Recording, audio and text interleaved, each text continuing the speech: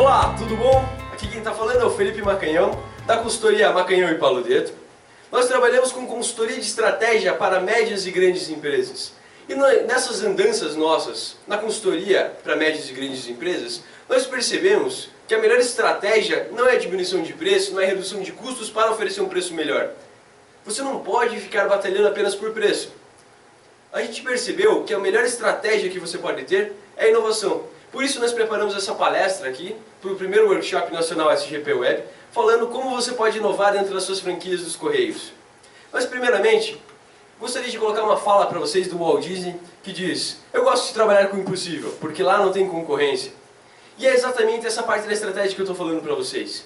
Geralmente as empresas buscam uma estratégia de buscar preços mais baixos e sempre oferecer preços mais baixos que o concorrente. Mas existe uma outra estratégia que seria criar valor para o cliente. Tornar a tua franquia, tornar a tua empresa indispensável para o cliente. E trabalhar no impossível é sempre você ter cada vez mais criatividade para inventar produtos novos. Para inventar, às vezes o cliente nem sabe o que ele quer, mas você já está buscando desenvolver alguma coisa que ele precisa. E isso realmente é inovação. Qual que é a definição de inovação? Inovação é desconstruir um conceito que você já sabe e reconstruir ele. É difícil você fazer uma inovação se você partir de alguns pressupostos. Por exemplo, vamos falar de tênis. Isso, tênis, aquele que você usa no pé. O que é um tênis?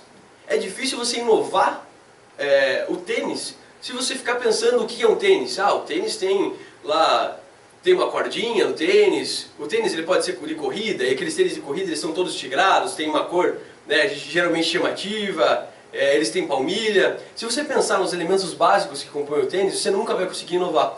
Por isso você precisa desconstruir tudo o que você conhece sobre tênis para reconstruir esse conceito.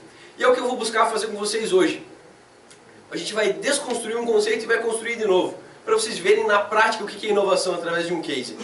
Eu gostaria que vocês vissem e pensassem um pouquinho agora o que é circo para vocês. Pega aí um papelzinho aí do lado, tá? Pega um papelzinho do lado, pega um caderninho e anota para mim o que é circo. Nos circos que você já foi, o que tinha nesses circos? Quais eram as características deles? Aonde você foi assistir esse circo? Que tipo de apresentações tinha lá? Tá? Eu vou dar um minutinho para você, pausa o vídeo aí rapidinho e a gente já continua, tá bom? Beleza? Escreveu? Dá um playzinho aí agora e vamos continuar. Quando você pensou em circo, você pensou nisso aqui? Você pensou numa tenda vermelha, você pensou em palhaços, malabaristas, contorcionistas, você pensou em animais fazendo espetáculos no circo? Isso que você pensou? Exatamente. Então vamos esquecer tudo isso aqui e vamos partir para um case. Vamos esquecer tudo que você sabe sobre circo e vamos reconstruir o circo. Tinha uma empresa, que eu não vou falar o nome da empresa aqui, mas vocês vão descobrir logo em seguida. Essa empresa era uma empresa que queria entrar no ramo de circos. Ela queria abrir uma companhia de circos, mas ela percebeu que o ambiente de circos estava muito complicado na época. Ela percebeu que para entrar no mercado de circos ela não podia competir por preço. Até porque o público de circo é um público muito escasso. Pouca gente tem costume de ir para o circo. Sem contar que os custos do circo estão cada vez mais altos. Ou, naquela época, estavam muito mais altos. Agora só piorou a situação. Agora imagine o seguinte, os circos eles trabalhavam com animais. E ainda no mundo, alguns circos ainda trabalham com animais. E quando você trabalha com animais, a logística de levar os animais de um lugar para o outro é muito complicada. A segurança da plateia é muito complicada. Por quê? Porque os animais, muitas vezes, são animais perigosos, são animais selvagens. Por mais que eles sejam domesticados, eles ainda têm aquele instinto. Então é um perigo tanto para os domadores, quanto para os artistas do circo, quanto até para a plateia. Por isso, e também, claro, a questão de você maltratar os animais é uma questão muito grande hoje. Então, naquela época, essa companhia de circo pensou, todos os circos trabalham com animais.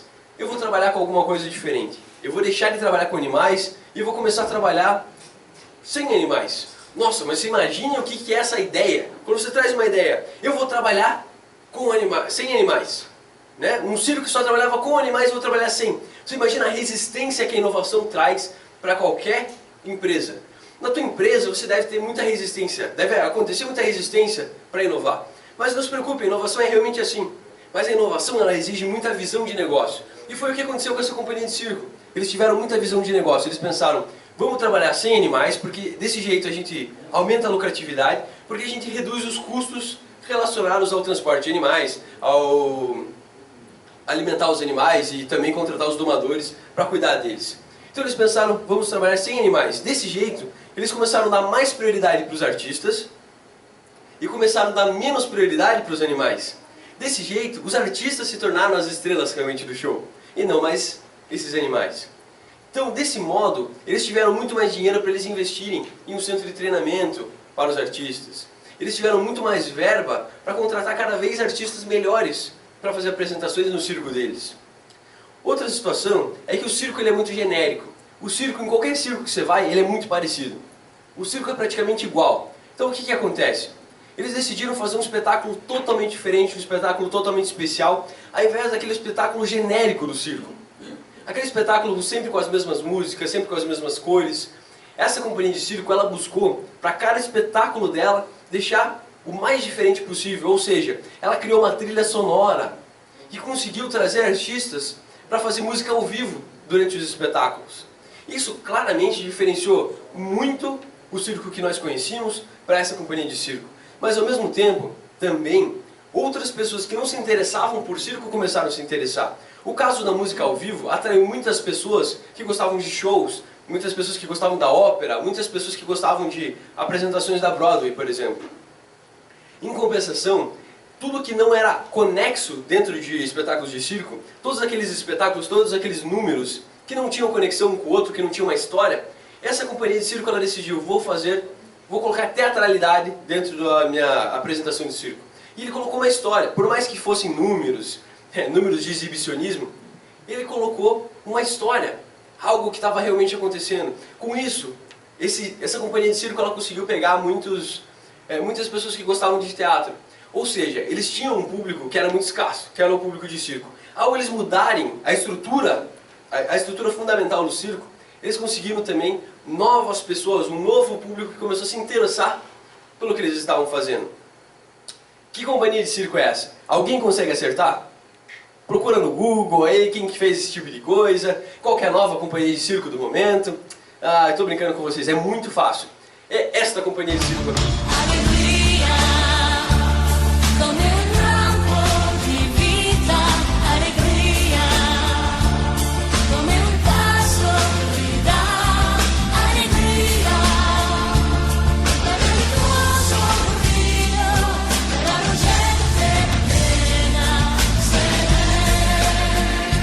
Alguém sabe?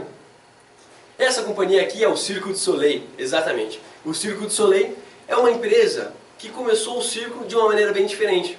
Quem já foi numa apresentação do Cirque du Soleil deve ter visto todos esses elementos que eu falei e deve ter visto mais do que isso, deve ter visto como realmente eles são muito melhores do que outras companhias de circo.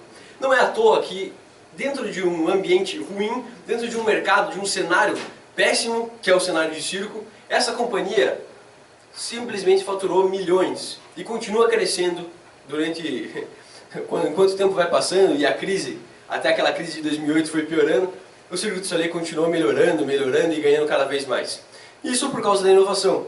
Eu gostaria de dar um exemplo para vocês, não só da onde a inovação foi boa, mas eu gostaria de dar um exemplo para vocês onde a falta de inovação foi ruim, para vocês entenderem o quanto é importante inovar. Olha só, alguém conhece essa maquininha que está ali? Muitos de vocês, eu sei que já estão dizendo, é a máquina de Xerox. Não, não é a máquina de Xerox, é a fotocopiadora. A Xerox, como muitos conhecem essa máquina, foi a empresa fundadora, né, a empresa criadora dessa máquina. E vocês devem pensar, nossa, mas é uma máquina tão simples. Essa máquina simples, né, não tem nada de simples nela, foi uma máquina que revolucionou toda a produtividade de dentro das empresas. Você imagina, lá na década de 60, lá em 1960, como é que era para você fazer cópias, entregar cópias de documentos para seus clientes, para os seus fornecedores? Como é que funcionava? Ou até para pessoas dentro da própria empresa. Como é que funcionava? A pessoa ou escrevia à mão, copiava à mão realmente o documento, ou então eles usavam alguns químicos em que manualmente você conseguia fazer uma cópia, mas demorava muito tempo ainda para fazer essa cópia. Era algo que realmente tomava um grande tempo.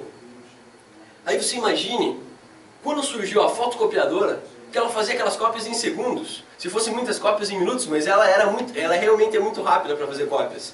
Você imagine como isso melhorou a produtividade dentro das grandes empresas.